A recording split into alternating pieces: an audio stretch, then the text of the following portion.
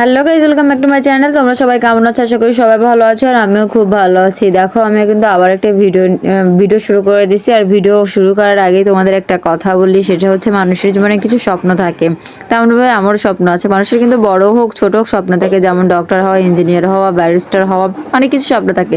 আমারও পড়াশোনা শিখতেছি, অবশ্যই কিছু না কিছু ইচ্ছা আছে। তার থেকে আমার বড় স্বপ্ন ছিল একটা অ্যাক্টর হওয়ার, মানে একজন অভিনেত্রী হওয়ার ইচ্ছা ছিল, কিন্তু সেটা যে কারণে হোক পূরণ হয়নি। কিন্তু এখন নিজের ইচ্ছায় কিছু করতে যাচ্ছি, আর তোমাদের সাপোর্ট চাচ্ছি।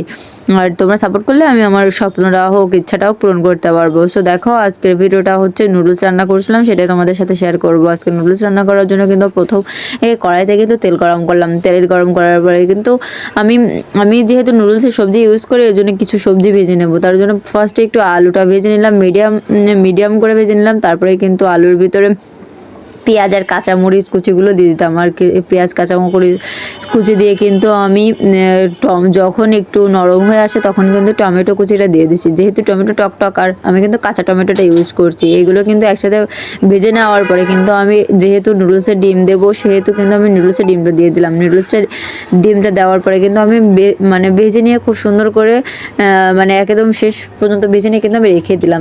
আমার কিন্তু নুডলস রান্না করার জন্য নুডলসটা আগে সেদ্ধ করতে হবে। তো দেখো, জলটা গরম করে কিন্তু আমি নুডলসগুলো ভেঙে দিয়ে দিলাম। যেহেতু ছোটো একটা কড়াই, সব আস্তে আস্তে ধরবে না, এর জন্য আমি কিন্তু ভেঙে দিয়ে দিলাম। আর দেখো, সিদ্ধ হয়ে গেছে আমার, খুব তাড়াতাড়ি সিদ্ধ হয়ে গেছিলো, যেহেতু আঁচ বেশি ছিল আর জলটা গরম করা ছিল। দেখো, এইগুলো কিন্তু আমি ছেঁকে নেবো। এবার ছেঁকে নেওয়ার পরে কিন্তু আমি আবার চুলোতে আসছে ওই সেই ভেজে রাখা কিন্তু সবজিগুলো দিয়ে দেবো। ভেজে রাখা সবজিগুলো দিয়ে আবার একটু নাড়াচাড়া করে, যেহেতু রেখে দিয়েছিলাম এইগুলো মানে নরম হয়ে গিয়েছিলো, আবার একটু ভেজে নিয়ে কিন্তু কড়কড় করে নেবো। কড়কড় করার পরে কিন্তু আমি এর ভিতরে ওই যে ঢেলে রাখা বলতে মানে নুডলসগুলো দিয়ে দেবো। নুডলসগুলো দেওয়ার পরে কিন্তু আমি খুব সুন্দর করে নাড়াবো। নাড়াই কিন্তু মিক্সড করে নেবো। মিক্সড করার পরে কিন্তু এর সাথে আমি কিছু মশলা ইউজ করবো। মশলাটা ইউজ করবো হচ্ছে ম্যাগি মশলা, আর একটা নুডলসের সাথে যে মশলা থাকে চিকেন মশলা, সেই মশলাটা ইউজ করো। মশলাটা ইউজ করার পরে কিন্তু কিছুক্ষণ নাড়াচাড়া করার পরেই কিন্তু আমার নুডলসটা রেডি হয়ে যাবে। যাই হোক, আমার ভিডিও কেমন লাগে সবাই অবশ্যই কমেন্ট করে জানাবো।